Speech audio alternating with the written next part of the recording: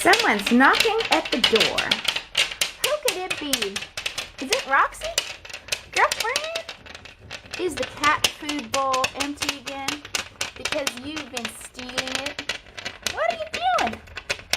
It's hilarious. This raccoon, who I've named Roxy, spelled R-O-C-K-S-Y, steals the cat food, and when the bowl's empty, she gets a rock and knocks on my door. And it's scratched all the way across here. I can't get it off. What are you doing? Are you the cutest thing in the world? What do you think of that, Rascal, huh? This is my little Rascal. What do you think, Rascal, huh? This raccoon cracks me up. And she's nursing. See, she's got little nipples there. She has her babies just outside my yard. And I just want people to know that raccoons are wonderful.